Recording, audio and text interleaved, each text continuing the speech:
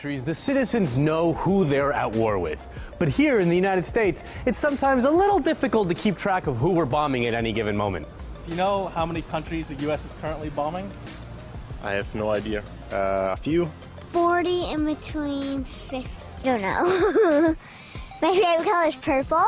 In fact, we're currently bombing 7 different countries. Now, let's start with the easy one. If you've been watching the presidential debates, you know that ISIS is a major concern to our candidates. ISIS. ISIS. ISIS. ISIS. ISIS. You brag that you have sexually assaulted women. ISIS. ISIS is located in Iraq and Syria, so we're dropping bombs on both those countries. Syria is a real humanitarian catastrophe, where literally half of the country's 22 million people have been either killed or displaced.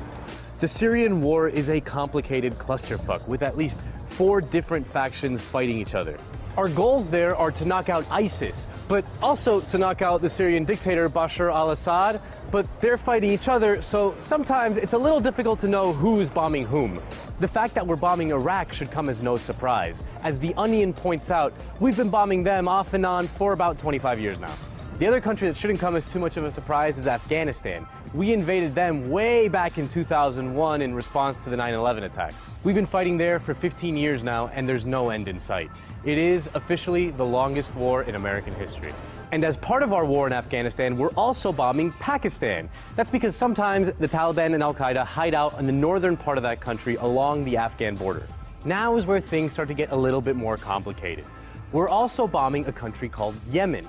Now, the war in Yemen is incredibly complex, but basically, we're conducting our own drone strikes there to target al-Qaeda camps, but we're also supporting Saudi Arabia's larger attack on a group of rebels known as the Houthis. To be clear, the situation in Yemen is also a massive humanitarian disaster. According to the UN, 80% of the Yemeni population is in desperate need of humanitarian aid to meet even its most basic needs. There is evidence that the Saudis are deliberately targeting civilians. According to The Guardian, more than 1/3 of all Saudi-led air raids on Yemen have hit civilian sites, such as school buildings, hospitals, markets, mosques, and economic infrastructure. Just the other day, there was a US-backed Saudi-led airstrike on a funeral that killed 140 people and wounded another 525. According to the Associated Press, in the aftermath of the strike, hundreds of body parts were found strewn in and outside the hall. Rescuers collected them in sacks. The attack turned the funeral into a lake of blood. Another country we're bombing is Libya. Now, you may remember we bombed them way back in 2011 to get rid of their dictator, Muammar Gaddafi. But after we got rid of Gaddafi, the country descended into chaos and ISIS was able to move in. So now we're bombing them because we don't like the replacement for the guy that we didn't like. And finally, the 7th country we're currently bombing is Somalia. Back in March, an American drone killed 150 people there. Now, immediately, the Obama administration put out a statement that claimed that every one of those 150 people was a dangerous terrorist from Al-Shabaab, a group that has carried out several attacks within Somalia. No one has independently verified that all 150 people killed were in fact terrorists. The only evidence we do have is from that one statement, from the government that killed them. And that brings up another important point. Who exactly does the US government consider an enemy combatant in the endless global war on terror? The New York Times reports that the Obama administration considers all military-age males in a strike zone as combatants, unless there is explicit intelligence posthumously proving them innocent. Well, that's convenient. Any dude standing near a place where we decide to bomb is an enemy of the United States. If you really think about it, they're not wrong. So just to recap, since we launched the war on terror after September 11, 2001, we've spent $4 trillion, and 1.3 million people have been killed in our combat zones all around the world. So Syria, Iraq, Afghanistan, Pakistan, Yemen, Libya, and Somalia are the 7 countries we are currently dropping bombs at. Oh, and just as a reminder, the number of wars currently authorized by our Congress, 0.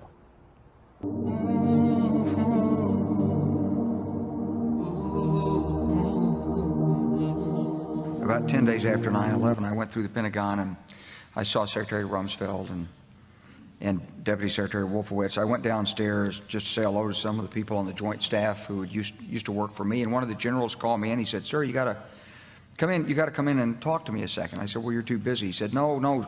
He says, "We've made the decision. We're going to war with Iraq." This was on or about the 20th of September. I said, "We're going to war with Iraq. Why?" He said, "I don't know." He said, I guess they don't know what else to do. So I said, well, did they find some information connecting Saddam to Al-Qaeda? He said, no. He says, there's nothing new that way. They've just made the decision to go to war with Iraq. He said, I guess it's like we don't know what to do about terrorists, but we've got a good military and we can take down governments. And he said, I guess if the only tool you have is a hammer, every problem has to look like a nail. So I came back to see him a few weeks later, and by that time we were bombing in Afghanistan. I said, are we still going to war with Iraq? And he said, oh, it's worse than that. He said, he reached over on his desk, he picked up a piece of paper, and he said, I just got this down from upstairs, meaning the Secretary of Defense's office today, and he said, this is a memo that describes how we're going to take out 7 countries in 5 years, starting with Iraq and then Syria, Lebanon, Libya, Somalia, Sudan, and finishing off Iran. Orta Doğu'nun her karışında şu anda kan akıyor. Ne kadar acıdır ki akan kan Müslüman kanıdır. Birleşmiş Milletler niye kuruldu? Dünya barışı için. Peki böyle bir şey yapabiliyor mu? Dünya barışına katkısı var mı? Ne işe yarıyor bu Birleşmiş Milletler? Sadece onların gizli amacı neyse ona hizmet ediyor. Dünya susarken, Batı susarken maalesef İslam dünyası da susuyor. İslam dünyası da seyrediyor. Soruyorum, neredesin sen ey İslam dünyası? Senin canın yanmıyor mu ya? Senin yüreğin parçalanmıyor mu ya? Ondan sonra diyoruz ki Batı niye susuyor? Ya sen Batı'yı bırak ya. Sen önce kendi içinde, evin içinde ailenin mensupları bu işe sahiplenmezse diğeri buna sahiplenir mi? Oysa hepimiz biliyoruz ki Filistin'de bizim çocuklarımız, bizim yavrularımız ölüyor. Filistin'de bizim öz kardeşlerimiz şehit ediliyor. Filistin'de insanlık ölüyor. İnsanlık onuru ölüyor. Özellikle de Müslümanların izzeti, şerefi ölüyor. Bakın daha ileri gidiyorum. Kim ne derse desin. Bizim için önemli olan Rabbimizin rızasını kazanmaktır. Kulların rızasını değil.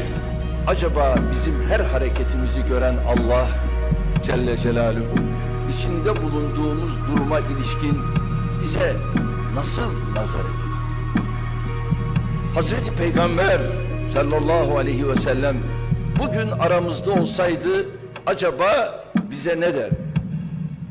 Ehl-i Beyt, Ashab-ı Kiram bugün aramızda olsaydı acaba bize ne söyler? Onun için biz mezhepçilik yapamayız. Biz Şia'cılık yapamayız. Biz Sünnicilik yapamayız. Biz sadece Müslüman olduğumuzu haykırmak zorundayız. Elinde ve yüzünde kardeşinin kanı olan Ehl-i Beyt'in de Ehl-i Sünnet'in de safında yer alamaz. Akan kan ve gözyaşı başkalarının bize yaptığı zulmün değil, bizim birbirimize yaptığımız haksızlığın neticesidir. Bu kardeş kanının derhal ama derhal durdurulmasını istiyor, bunu arzuluyor, bunun için çırpınıyor. Siz yüreğinizi ortaya koyduğunuzda inanıyorum ki halklar da devletler de mutlaka arkanızdan gelecek. Sizlerin samimi çaba ve dualarıyla inşallah mahcus talihimiz değişecek. Buna inanıyorum.